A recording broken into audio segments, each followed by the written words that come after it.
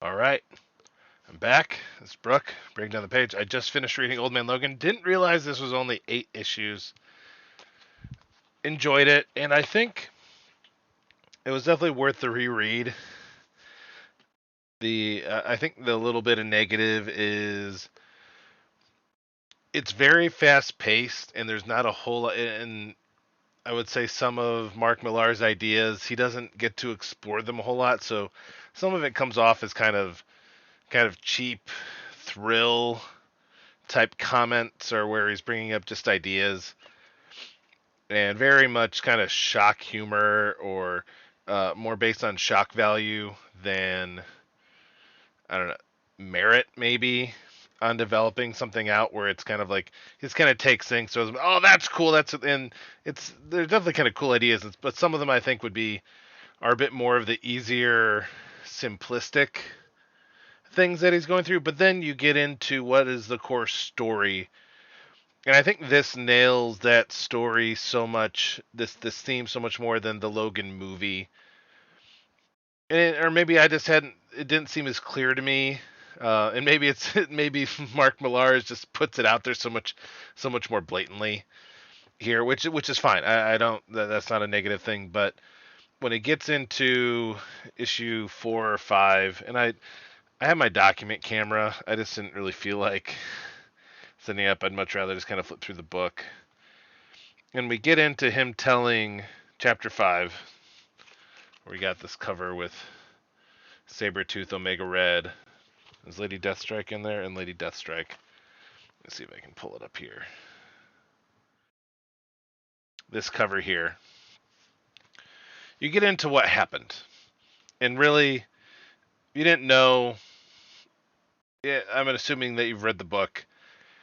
Wolverine, and this, oh my gosh, this page with like this concern, this like panel here of Jubilee and her concern, this opening page where it reads distress calls, and she says, yeah, from the Avengers, Shield, the Fantastic Four, Wakanda, just about everywhere, Logan. I'm trying to call them back, but all I'm getting is high-pitched noise.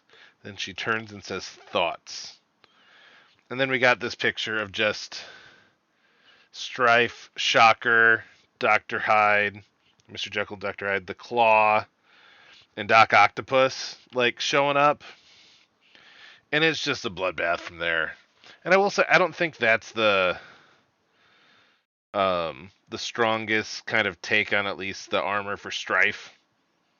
I think some of it's just the lack of definition in like the abs and stuff, but the image, and it's just kind of, I think McNiven's style.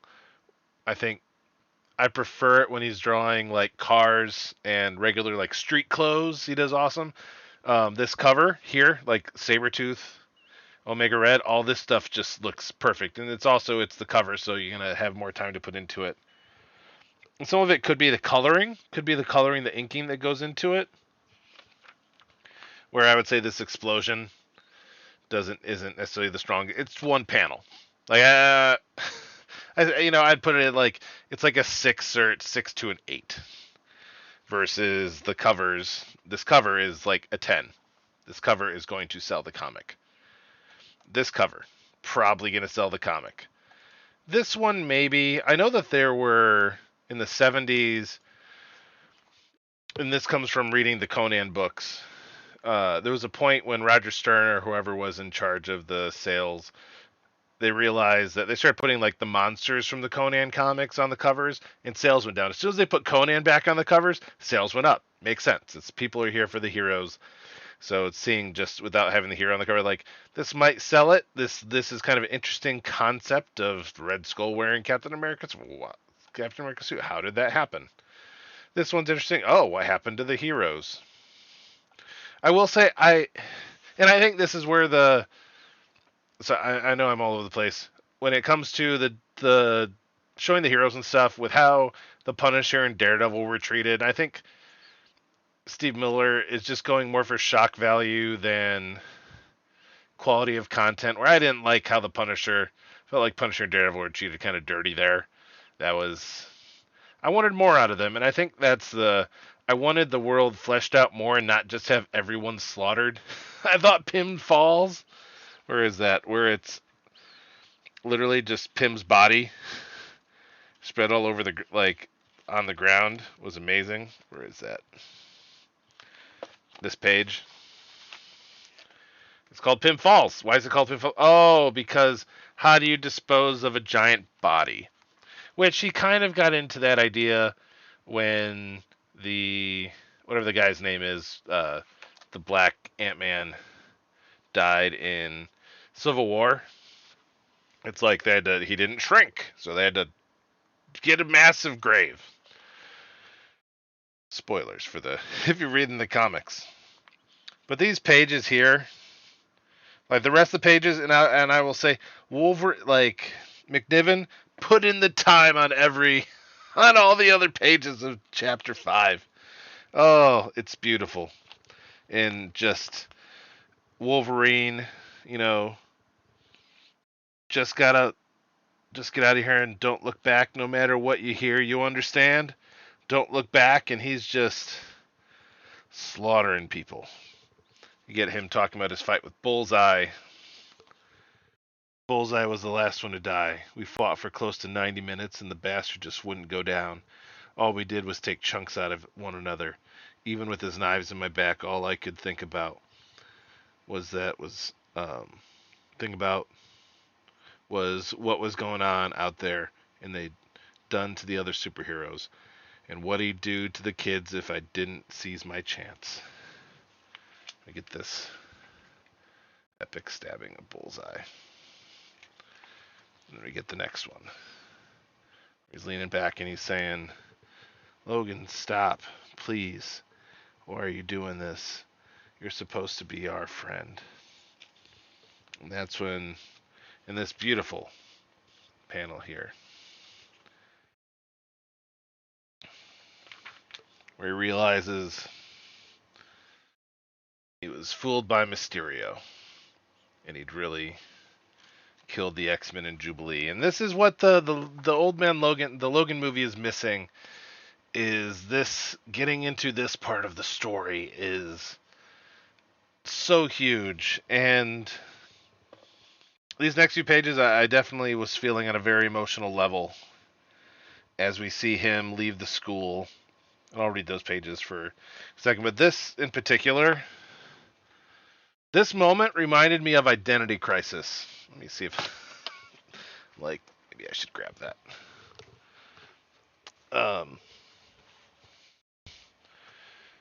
Identity Crisis.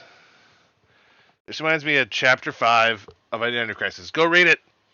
Skip ahead. Major spoilers here. Where in Chapter 5, this is one of my favorite, probably top 10 moments in comics. Or Chapter 6? No, it's 5. It's 5.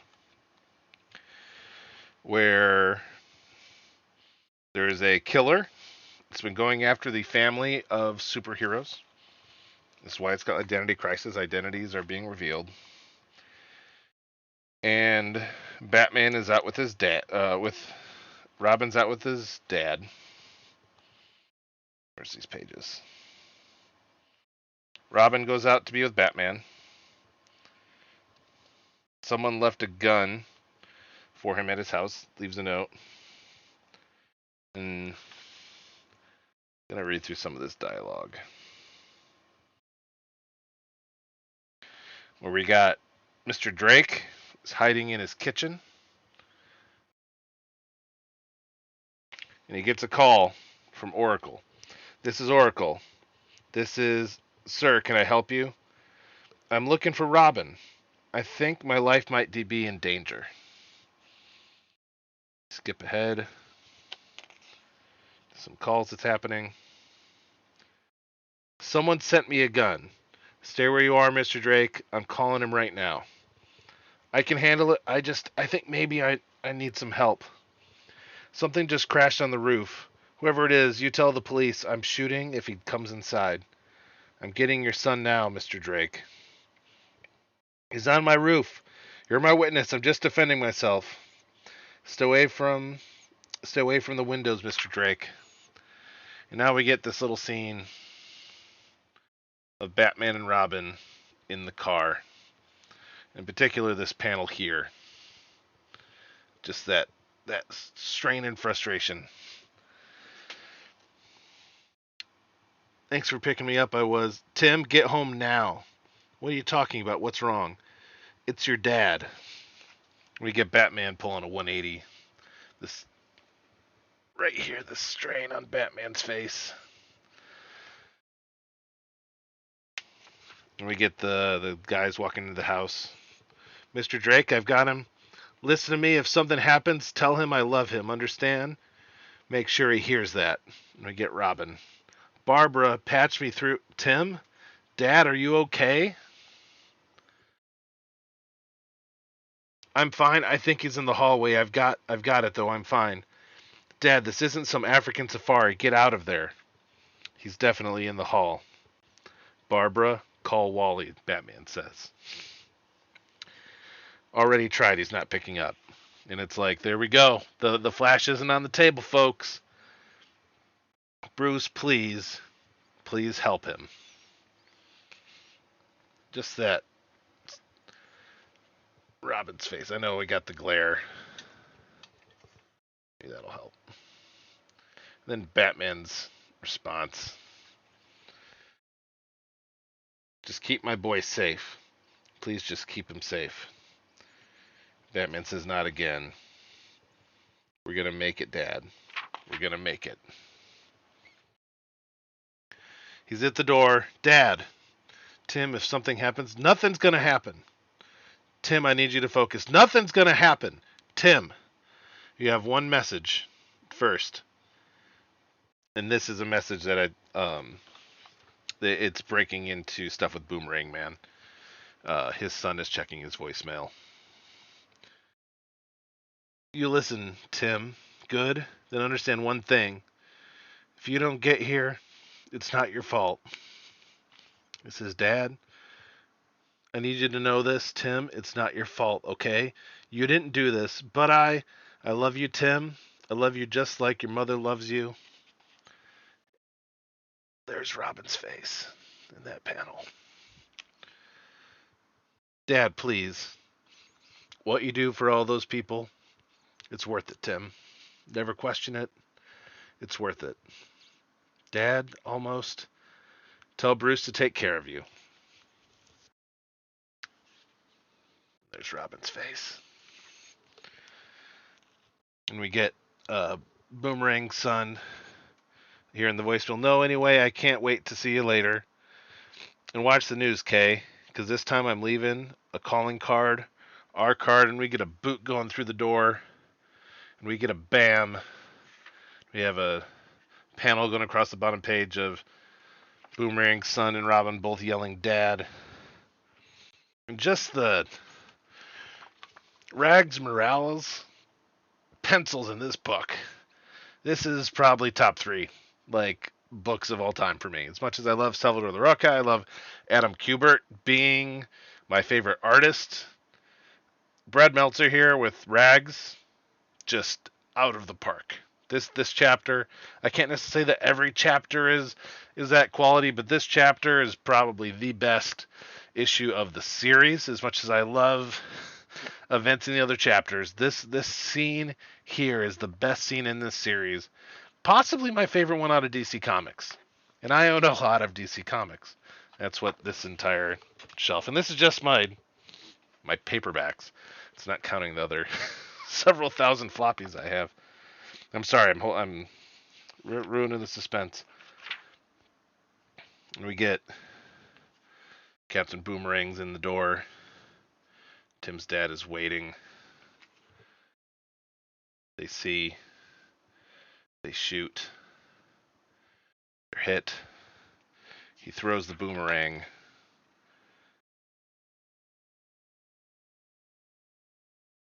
And he dies. Quickly followed up by the next chapter. Which probably is my favorite panel. But that level of frustration that we see in Robin's face, that we see in the emotion there. We see that with Wolverine and looking at Jubilee in the Logan book, and so many of the other panels in the Logan book. We literally have Robin running up the stairs, and Batman's like, the police might be coming. He's literally taking off his costume. He's taking rid of Robin so that when he comes through the door, he's just in the shorts and t-shirt, and he sees his dad on the floor with the boomerang. And he takes it out, and he can't. And Batman says it's okay. And probably one of the most terrifying panels in comics here. Batman holding Robin.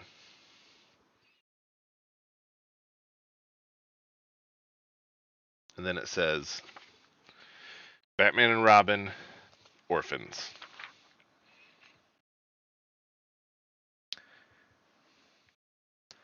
There's something different that comes out of Identity Crisis. It's definitely a much different book. It's dealing with superhero identities, but it's dealing with the mistakes of heroes that were made. Much like Wolverine is, Old Man Logan's dealing with mistakes that Wolverine made. He was tricked. But I think these pages following where he says, he's telling Hawkeye a story, and he said, it could have been days, it could have been weeks. All that sticks in my head was the leaves being wet and the taste of blood in my mouth, and the animals were too scared. We see Wolverine going up to put his head, walking onto train tracks, looking for a freight train, puts his head down. The Battle of Vegas, the final showdown between the heroes and the bad guys, it didn't even register. They broke me so bad I couldn't even think. All I wanted was to hurt myself, pay a price for what I'd done. So I waited on a freight train and killed Wolverine dead. And Hawkeye says, but a train couldn't kill you, not with your healing factor. And Logan says, no, but it hurt, and sometimes that's enough. Now you just try telling me Wolverine didn't deserve to die. You just try telling me I've been a fool to hide these claws for 50 years. Hawkeye says I wouldn't dare. I'm a farmer now, Hawkeye. These hands don't do nothing except tend the land, so don't even think about asking me to fight again. You hear me? I will never hurt another living soul. Your call, brother. And in those pages, big thing that I kind of realized in thinking about just my own life, this is a story about someone who's been taken out. Like this, there's a level of, I wouldn't even say a redemption story. I wouldn't say that Wolverine's redeeming himself in the story. Maybe at the end there's kind of that. He's stepping back into the superhero role, or at least kind of the judge, the person looking to bring law to the world. They're in a lawless world. There's criminals run the government, and he's done nothing to stop them because they defeated him on a psychological level. They broke him. And this is a story about someone going from broken to putting themselves back together, which is, this is the Olympian that breaks an arm, breaks a leg. This is a person who, in my case, it was kind of having what I thought was going to be like a really awesome teaching career I was hoping at a school that I really enjoyed spending time with the students, and things just went kind of sideways. And it took months, years for me to kind of recover that. I haven't really gone back to teaching. I focus more on my writing, and I think that's the direction I'm going to continue to go. I've been kind of starting to make these book reviews. But as the story goes, and as you know, if you watch the movie, if you watch this, Wolverine is so set on not popping his claws.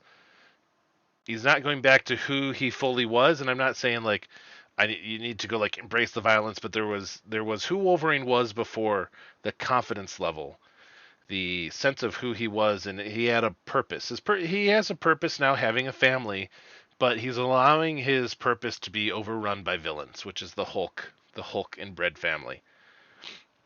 Or he's just scraping by, and there's that question: is if you go through a difficult, rough patch in life, do you just want to scrape by from that point forward, or how do you claw yourself back into success, into living in a comfortable place. I wouldn't say that his life and his family with Marine was comfortable in any way, where they're constantly in threat of being killed by the Hulks just for not paying rent. And this is one of the things that if you've ever read Hajime no Ippo, which is a boxing manga, I just read I want to see how many chapters there are real quick. There are currently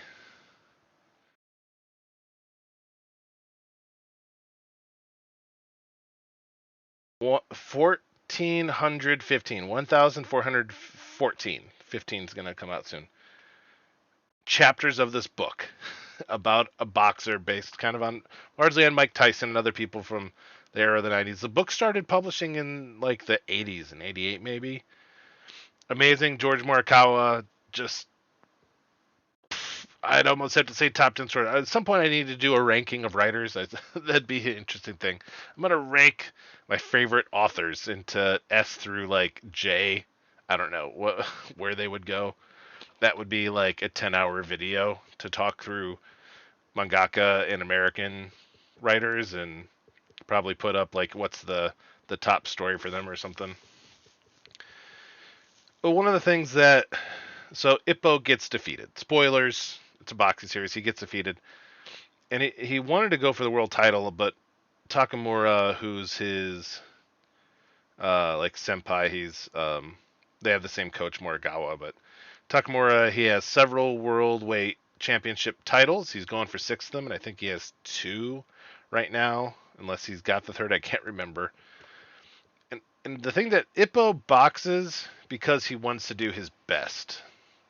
That's his thing, and he wants to do his best. Versus Takamura wants to prove that he's the best. He wants to prove that he has the best coach.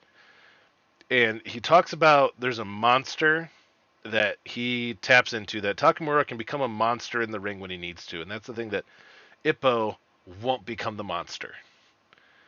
Because Ippo just wants to do what is best. And he doesn't see needing to become the monster to be his best. And in this case, in this book, with Wolverine here,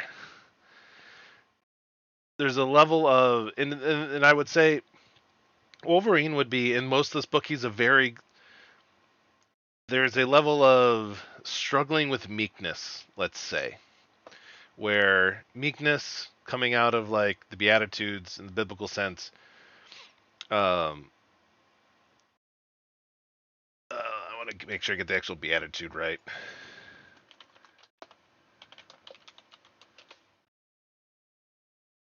Yeah, the meek will inherit the earth. Blessed are the poor in spirit, for theirs is the kingdom of heaven. Blessed are those who mourn.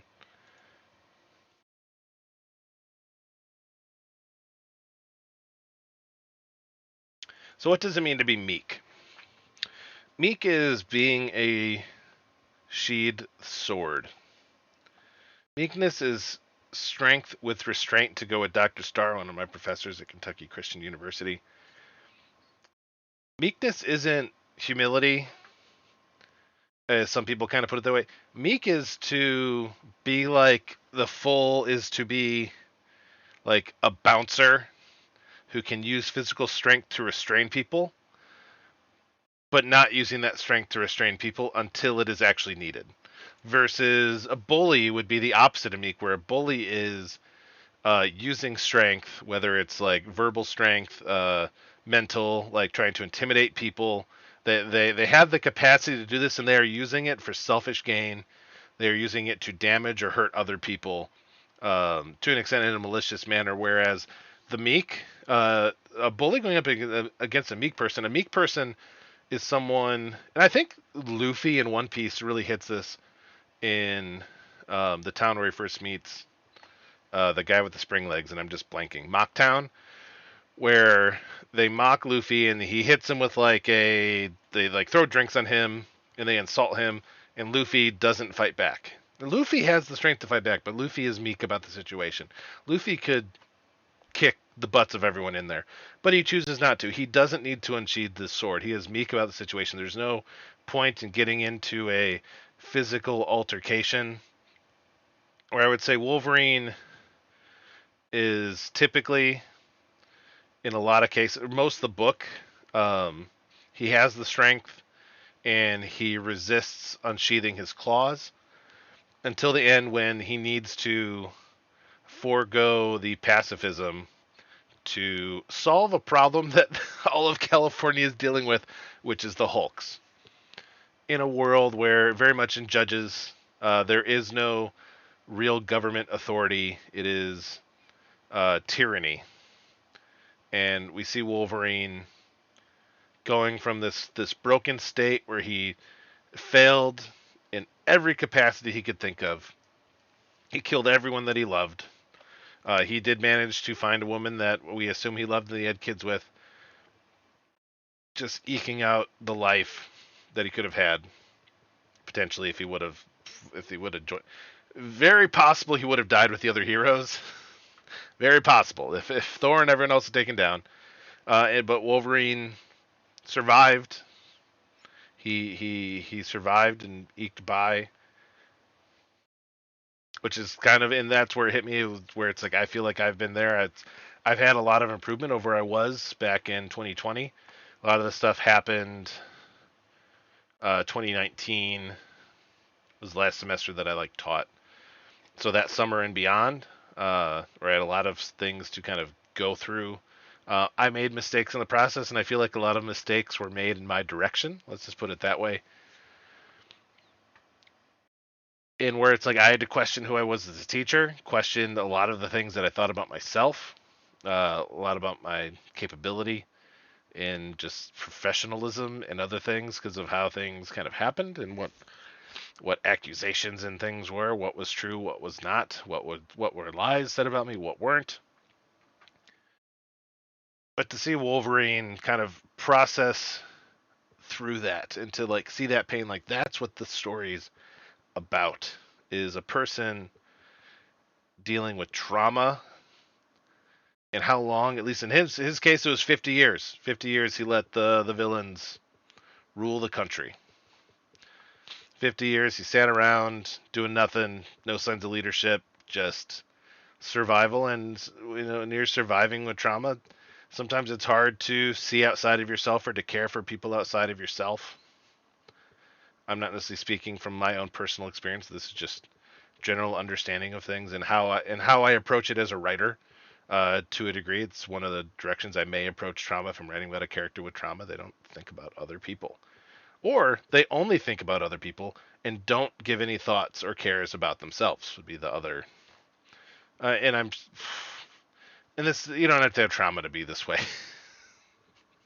But that's one of the things I would look at if I wanted to write about how does someone deal with trauma, or at least my characters. And obviously, millions of people go through trauma, billions of people, and so there's no one way. I'm overgeneralizing, I'm sure. But that's where I come out of reading this book, and I'm like, that was something to reflect upon. And the big purpose of fiction, and I was talking with someone at church yesterday about this, of reading fiction is to provide a simulation of experiences that one will have an emotional. If it's any good, you'll be having some level of emotional response to, and you're trying. The author is more or less trying to create a simulation of an environment where people are going to experience emotion, and it's a place that they can experience that outside of real life situations and with consequences. So, for example, I gave the example of it's okay to scare kids to a degree using scary stories. I'm not saying you want to horrify them, but to experience, would you rather your child experience watching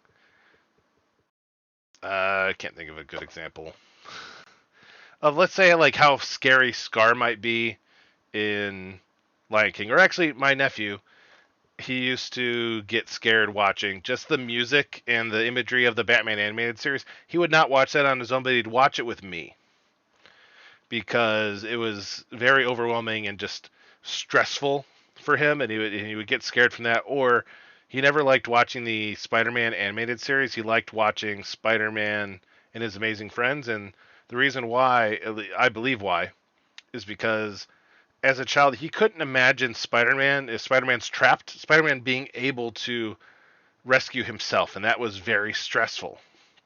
Versus if there's Firestorm, I think that's her name, whatever her name is, and Iceman, he could imagine, or they're in trouble, he can imagine Spider-Man or the others rescuing them, and that brought a sense of relief. But in general, would you rather your child, or a child, doesn't have to be yours, experience some level of like emotional stress over not being able to solve a situation? They're scared about something happening. Have some sort of gauge, a safe environment to experience that with family, very controlled situation in unifying that simulation of fiction, versus never gone through anything like that, and all of a sudden they're in a car accident and they're around people that are hurt, or any sort of thing happens that is very jarring, and they're having to process those emotions in real time for the first time. And I'm not saying you need to necessarily find all emotions and have children explore, never have them explore anything or explore everything before anything can happen in real life. Like, no, obviously there's a risk assessment to be made on what do you think is going to be useful and obviously not harmful. You don't want to like show them Saw because, oh my gosh, they might see a car accident, someone's limb is disembodied or something, or that someone's kidnapped and they have to watch someone cut their arm off or whatever. No, no, not what I'm talking about. And so reading this book was a very good simulation of that. Really good. Looking in the mirror. Here's what Wolverine's going through. I've gone through something similar. And going back to the Ippo thing, I realize there's that level of, I'm not the monster I used to be in the things I should be a monster about. Maybe I am. There's that question of what is my capacity of. I've been reading novel work that I wrote before I met my wife, and I'm like, this is actually, I'm enjoying it. I'm patting myself on the shoulder because I wrote something I wanted to read, and I'm reading it, and I'm enjoying it. I'm like, this is great. It's not perfect, and I'm sure it could be better with other drafts, but with what's there, and it's something I wrote in about 10 weeks, and I'm kind of reading the unedited, and really edited a whole lot. Like, I'm liking it, and there's a level of me, I'm just like, that was me when I was a monster. I wrote this in like 10 weeks, 300 pages, 350 pages. There was something monstrous about how I did that, and that was outside of I was probably writing 20 to 30 pages a week for my classes. I wrote this outside of class, about 200 pages of it. I was in the semester.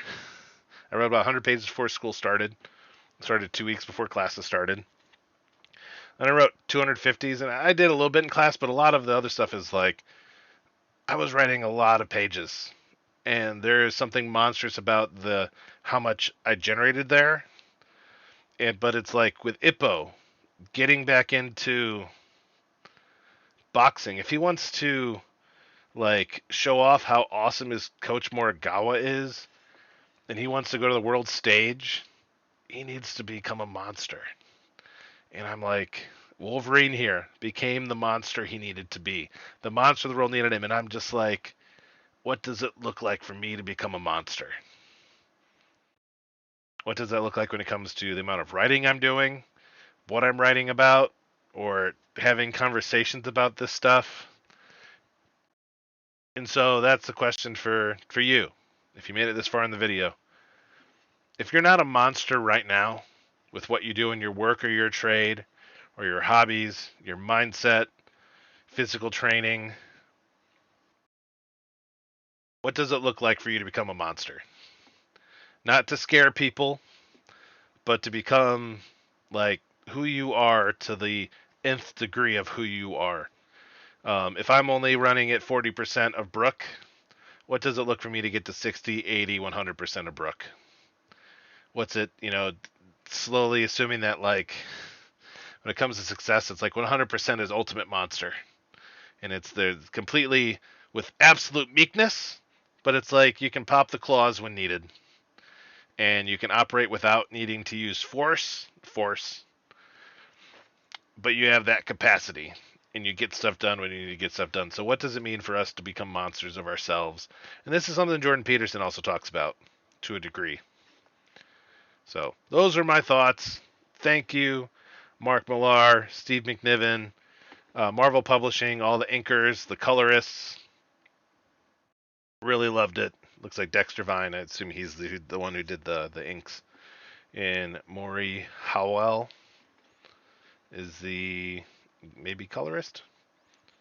Bang up job. I loved reading it. The price was a bit more than I thought it would be. I won't go into that. I'll end with the question. What's it going to look like to be a monster? What are you going to get done? Who are you going to be?